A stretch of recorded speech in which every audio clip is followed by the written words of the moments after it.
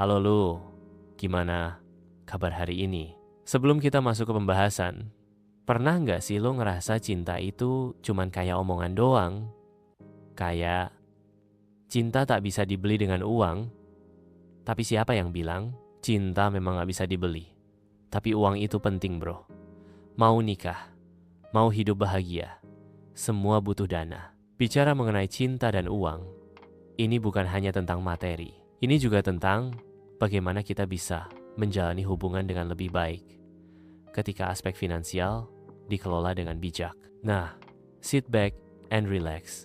Karena kita akan membahas kenapa uang itu penting sebelum nikah dan gimana cara kita bisa mengatasinya. Cinta gak bisa beli uang, uang bisa beli cinta. Mari kita mulai dengan pembahasan tentang realitas hidup. Kita semua tahu hidup itu susah. Banyak orang yang merasa bahwa cinta bisa mengatasi semua masalah.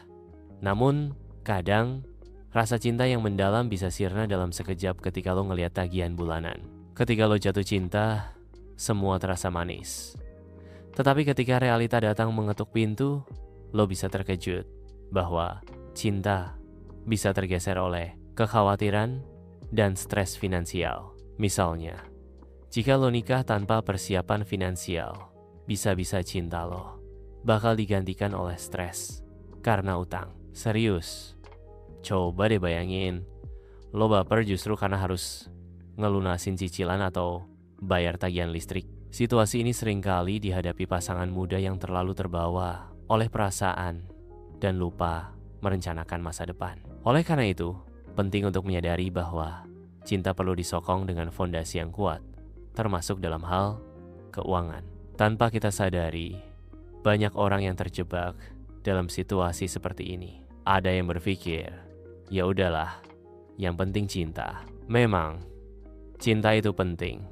Tapi jangan sampai kita mengabaikan kebutuhan dasar seperti tempat tinggal, makanan, dan pendidikan untuk anak-anak di masa depan. Misalnya, hanya karena cinta, pasangan bisa saja memutuskan untuk tinggal bersama tanpa memikirkan apakah mereka bisa membayar sewa atau tidak.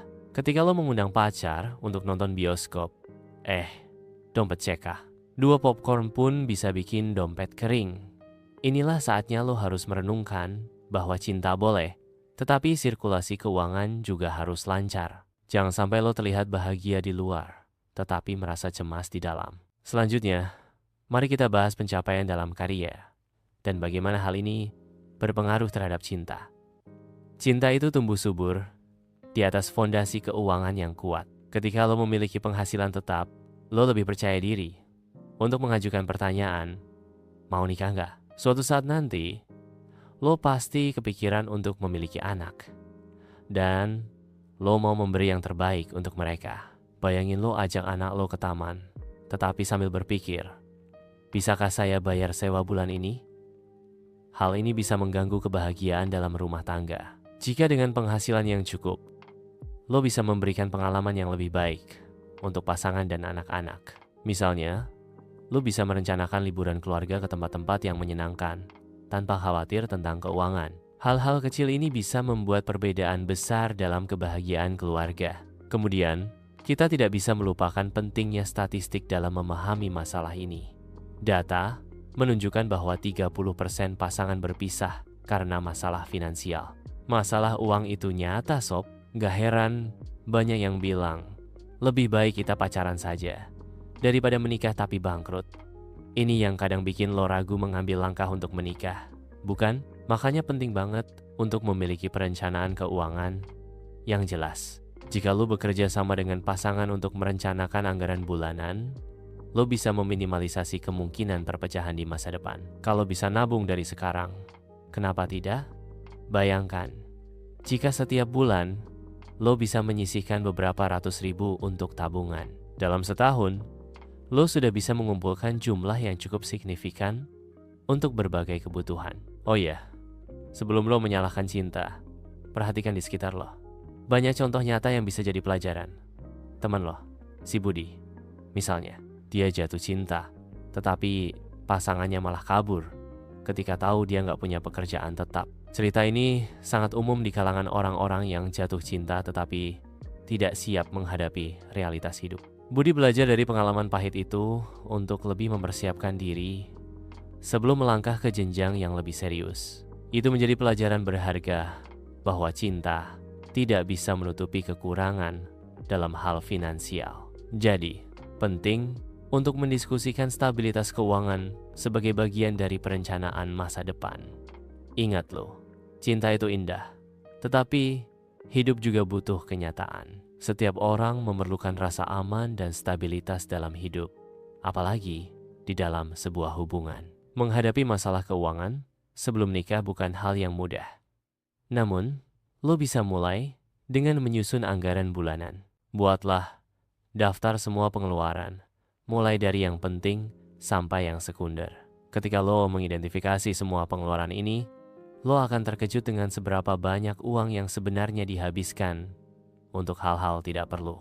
Misalnya, daripada menghabiskan uang untuk kopi mahal setiap hari, lo bisa membuat kopi sendiri di rumah. Dengan cara ini, lo tidak hanya menghemat, tetapi juga belajar untuk lebih kreatif. Seringkali, langkah kecil ini bisa memberikan dampak besar dalam pengelolaan keuangan lo. Mengelola keuangan dengan baik juga melibatkan penentuan prioritas pengeluaran. Disinilah lo bisa memisahkan kebutuhan dari keinginan.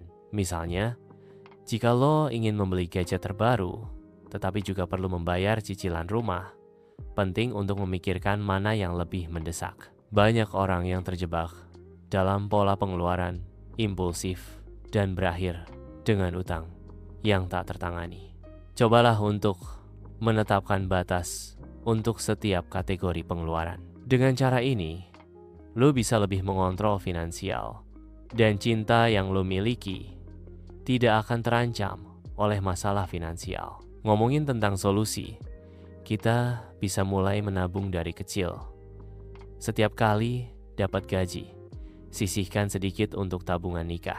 Ini bukan hanya tentang menciptakan rekening tabungan, tetapi juga tentang membangun kebiasaan keuangan yang baik. Buatlah target. Misalnya, dalam 1 tahun bisa menabung sekian.